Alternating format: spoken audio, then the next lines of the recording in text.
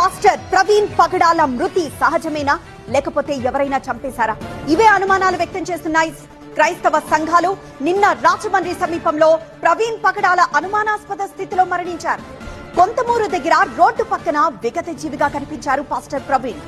தெலுங்கானாவில் பிரவீன் பகடாலா என்கிற ஒரு போதகரை அடித்துக் கொன்று விட்டார்கள். இதுவரைக்கும் அவர்களுக்கு நீதி கிடைக்கவில்லை.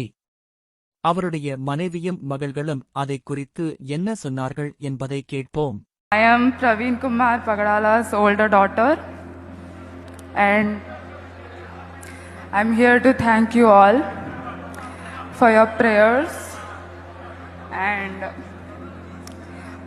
praying for our family. Thank you for blessing my dad. Will take part in the ministry in the future too. Thank you. I, Jessica Pagadala, wife of Praveen Kumar Pagadala, thank you, my deepest gratitude that everybody is standing for my husband, and also as our God Jesus Christ teaches us to be in peace and harmony, we have to show through our lives also. We are not here to take revenge. We are here to preach, teach His kingdom. I request everybody who followed him to be like Praveen. He was a humble and generous man. He was not a person who takes revenge. He forgives everybody. We are here to forgive everybody.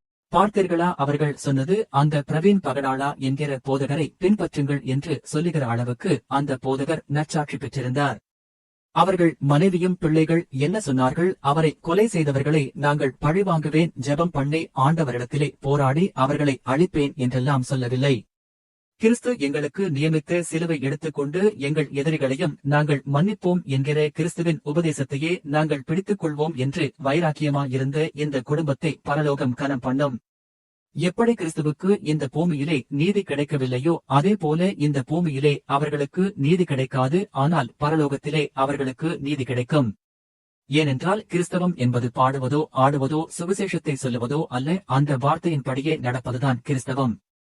இன்றைக்கு நீங்களும் பழிவாங்குற நோக்கத்தோடு வாழ்ந்து கொண்டிருக்கிறீர்களா? மன்னிக்காத பழி வாழ்ந்து கொண்டிருக்கிறீர்களா? வேத வசனத்தை உற்று பாருங்கள். இயேசு எதில் மகிமைப்படுவார் என்பதை ஆராய்ந்து பார்த்து விடுதலையாகுங்கள்.